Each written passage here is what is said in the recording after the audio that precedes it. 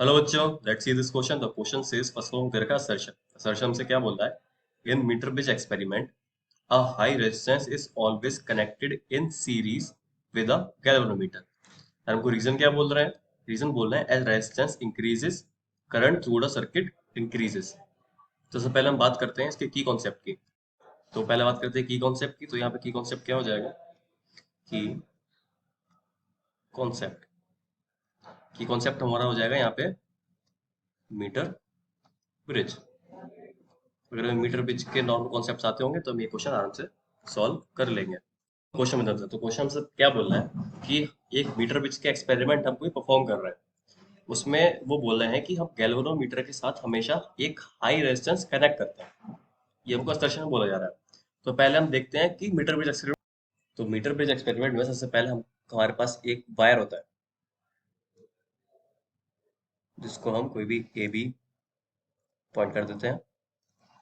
And उस wire से हमारा एक सोर्स जुड़ा होता है। जैसे हमने एक पावर सोर्स जोड़ दिया एंड उसी वायर के पैरेलल पे हम दो रेजिस्टेंस कनेक्ट करते हैं। कोई भी एक रेजिस्टेंस ये हो गया एंड एक रेजिस्टेंस ये हो गया। एंड दोनों रेजिस्टेंस के बीच में हम एक गैल्वेनोमीटर कनेक्ट करते हैं, इसको जी से रिप्रेजेंट करते हैं। वो ऐसे वायर से कनेक्ट होता है। तो ये हमारा मीटर वेव एक्सपेरिमेंट होता है। अब मीटर वेव एक्सपेरिमेंट में क्या होता है कि जो गैल्वेनोमीटर है, हम नहीं चाहते कि गैल्वेनोमीटर से कोई भी हाई करंट पास हो। हम नहीं चाहते गैल्वेनोमीटर से कि जो हमारा गैल्वेनोमीटर होता है उससे हाई करंट पास ना हो। हम ये चाहते हैं कि हाई करंट गैल्वेनोमीटर से पास नहीं है। तो हम क्या करते हैं, जो गैल्वेनोमीटर के साथ सीरीज में हम गैल्वेनोमीटर के साथ सीरीज में एक हाई रेजिस्टेंस जोड़ देते हैं। High resistance with galvanometer. अब उससे क्या होता है,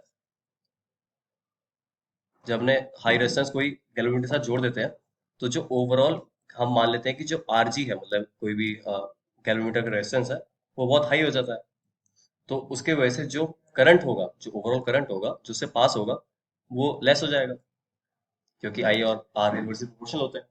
तो इसके वजह से हम ये मेक श्योर करते हैं कि जो कोई भी करंट है वो मैक्स वो ज्यादा से ज्यादा पास नहीं होगा। एक छोटा amount of current he galvanometer से पास होगा, वरना वो डैमेज हो जाएगा। तो हम ऐसा हम चाहते क्यों है कि हाई करंट पास क्यों नहीं हो? तो हमको पता है कि अगर हाई करंट पास होगा अगर हाई करंट पास होगा तो क्या होगा कि पावर का फॉर्मूला क्या होता है? पावर का फॉर्मूला होता है आई स्क्वायर इंटू आर। अब गैल्वेनोमीटर का रेजिस्टेंस तो फिक्स होता है, गैल्वेनोमीटर का रेजिस्टेंस फिक्स होता है। अगर हम उसमें से ज्यादा करंट पास होगा तो ओवरऑल जो ये पावर की टर्म है वो ज्यादा होगी। अगर हाई करंट पास होगा उसके वजह से क्या होगा, उसका मतलब क्या है सीधा, कि हीट है वो भी ज्यादा होगी और उसके वजह से हमारा गैल्वेनोमीटर डैमेज हो सकता है। इसलिए हम मेक श्योर करते हैं कि हाई करंट पास ना हो। इसलिए हम एक हाई रेजिस्टेंस लगा देते हैं गैल्वेनोमीटर के साथ, उसकी वजह से एक minimum amount of current pass होता है। तो हमारा सेशन ठीक हो जाएगा। सेशन हमसे यही बोल रहा है कि high resistance is always connected in series with a galvanometer. तो ये हमारा सही हो गया। अब रीजन हमसे क्या बोल रहा है? रीजन बोल रहा है कि as resistance increase current through circuit increases.